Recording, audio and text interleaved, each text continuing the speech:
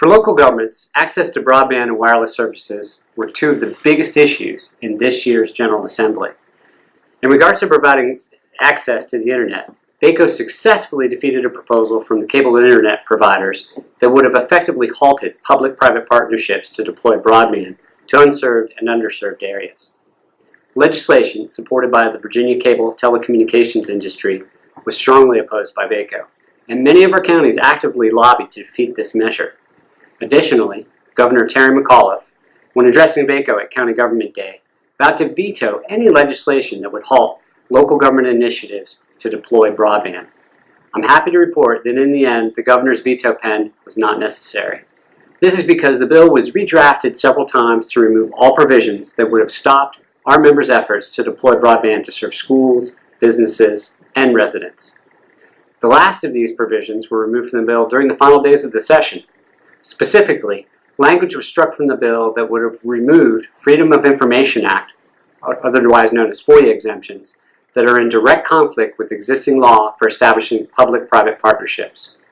It was important that this provision be removed because such exemptions give localities the ability to partner with private sector providers in deploying broadband service. Without them, trade secrets and intellectual property would be open to the public and competitors. This would effectively limit the willingness of private internet service providers to explore and potentially partner successfully with localities to provide broadband. Again, we want to acknowledge and thank our members for their efforts to preserve local authority to deploy broadband. Without it, we would not have been successful. Wireless communications, whether in densely populated urban areas or more rural parts of the state, are also important when it comes to communication and access to information. The infrastructure necessary to provide wireless service comes primarily in two forms: cell towers or antenna attachments to existing structures, such as utility poles or buildings. As originally drafted, legislation would have gutted local land use authority for the siting of new wireless support structures, such as towers and poles, and forced the use of local government property without adequate compensation. After lengthy negotiations with the wireless industry, those provisions have been removed. The result is that the revised bill, supported by VACo, now only applies to zoning approval for the placement of antennas on existing structures, largely in urban and suburban areas. What this means is that localities will only be permitted to require administrative approval of such antenna emplacements if the applicant has the permission of the owner of the structure to co-locate equipment on the structure and notifies the locality in which the permitting process occurs. Additionally, the locality may deny approval of an application if the placement of the antenna would interfere with existing planned public safety communications facilities or conflict with the provisions of locally established historic districts. The revised bill also prescribes how much a locality can charge to review an application and how long a locality can take to review a completed application. Also, as part of the agreement, VACo is committed to work with the wireless industry in expanding service to rural areas. This session, K-12 education, VACo's top priority, was a major area of interest for the Governor and the General Assembly, with a particular focus on salary increases for teachers. As VACo members will recall, last summer, the state's share of funding for salary increases for SOQ-recognized positions had to be rescinded when revenues failed to meet projections. In the budget he presented in December, the Governor provided funding for the state's share of a 1.5% bonus in lieu of the salary increase. Aside from required adjustments to sales tax revenues and other technical adjustments, K-12 was shielded from further cuts in the introduced budget. Avoiding further reductions to K-12 is a significant step toward getting back to full funding levels, but there's still a lot of ground to be made up from cuts that were made during the recession. This session, VACo worked with a bipartisan group of legislators to introduce several budget amendments that would push the state to improve its partnership with localities on K-12 funding. While our amendments were not incorporated into the House and Senate budget proposals, both the House and the Senate made the issue a priority and worked to improve funding levels for K-12 in their budgets. The Budget Conference Report repurposes the funding the Governor had proposed for bonuses towards the state's share of a 2% salary increase for SOQ-recognized positions effective February 15, 2018. It also provides $34.1 million in fiscal 2018 to increase the lottery per pupil allocation and allows school divisions flexibility in how these funds may be spent. The conference report also provides some additional funding for school divisions that have experienced declines in enrollment. $7.3 million is included in fiscal 2017 for school divisions that have lost 5% or more in average daily membership between 2011 and 2016.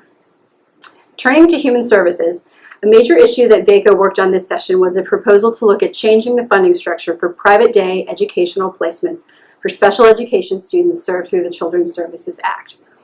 Last summer, a work group was convened to look at ways children could be better served in their local school divisions, rather than relying on private day placements, which can be very expensive. One proposal under consideration at the time was to transfer the state funding for these services out of CSA and into the Department of Education's budget. Localities expressed major concern about this proposal. The risk to localities is that if funding is moved out of CSA and reallocated under a new formula through the Department of Education, it is likely that only a fixed amount will be transferred, rather than the current sum-sufficient allocation, effectively capping the state's contribution, somewhat like a block grant. If cost to serve children increased, the state's contribution would be limited and localities could then be obligated to make up the difference. The House and Senate budgets both included language directing a study of this issue, but took different approaches in how the study would be structured.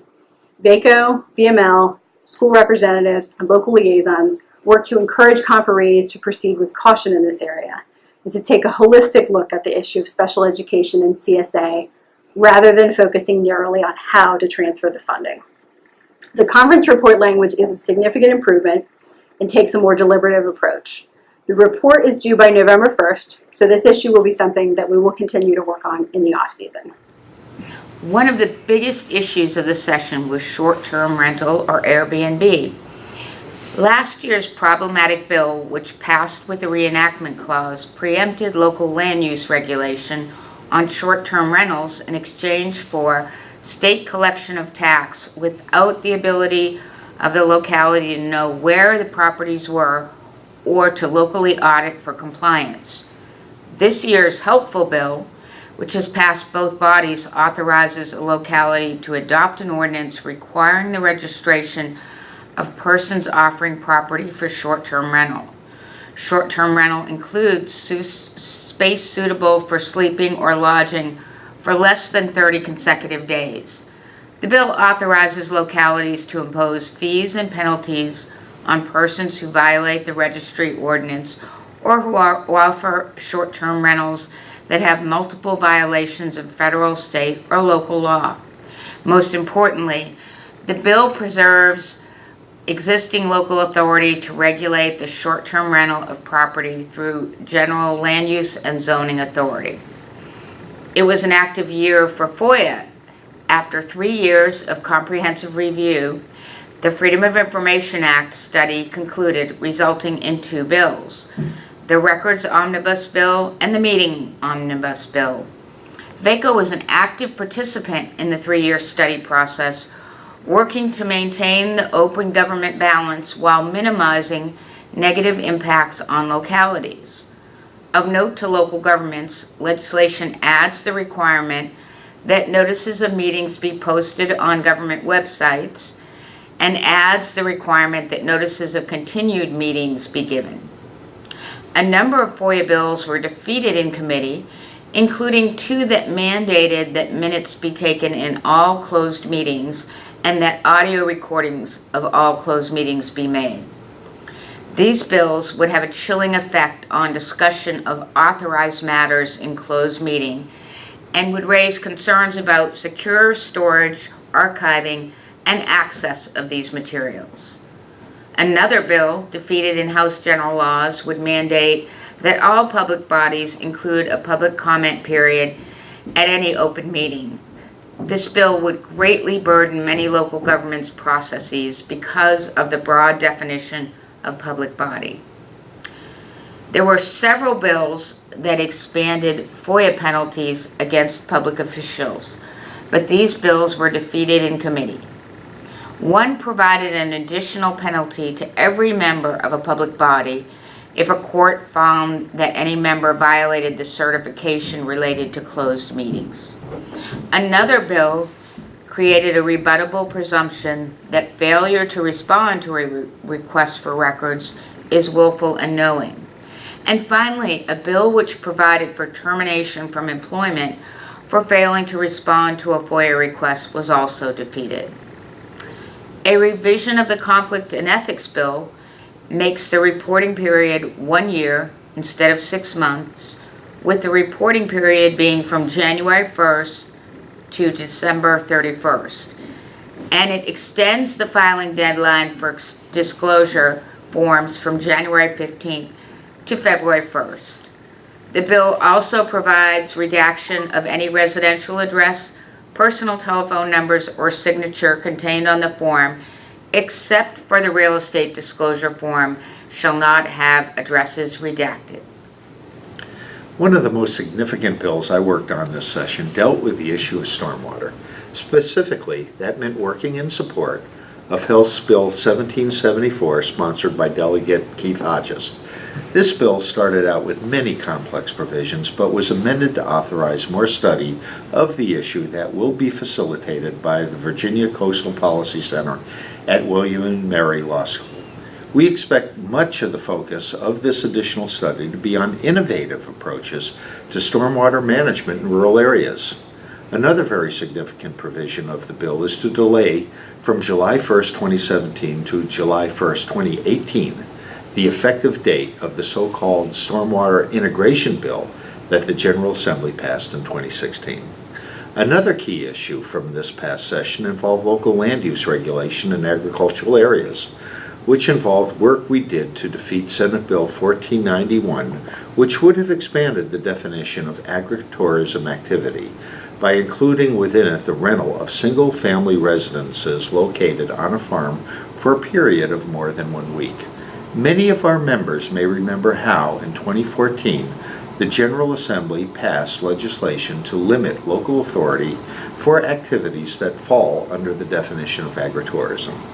In addition to reducing local authority, VACo opposed Senate Bill 1491 because we believe the issue of short-term rentals should have been addressed within the context of legislation pertaining to Airbnb. Also, Senate Bill 1491 had no definition of single-family residence, which meant it could be a structure of unlimited size, which would be able to accommodate any number of customers. We believe these are activities that should be regulated through local zoning. The final issue concentrating my time over the past session involves several interconnected bills introduced in both the House and Senate that would have established trade secret status for certain chemicals that are used in the process of hydraulic fracturing or fracking. All of these bills were defeated. At its 2016 annual conference, VACo adopted a position in its legislative program supporting full disclosure of chemicals that are used in the fracking process. The legislation introduced by Delegate Roxanne Robinson in the House and Senator Ben Chafin in the Senate would have exempted certain chemicals used in the fracking process from the Freedom of Information Act. There are at least two chief reasons for VACo's support for full disclosure of these chemicals. First, in cases of emergency, first responders and medical care professionals may need timely information about chemicals used in the fracking process. And second, when participating in the permit approval process as local officials are allowed to do, having fuller knowledge of these chemicals would help toward making more informed decisions.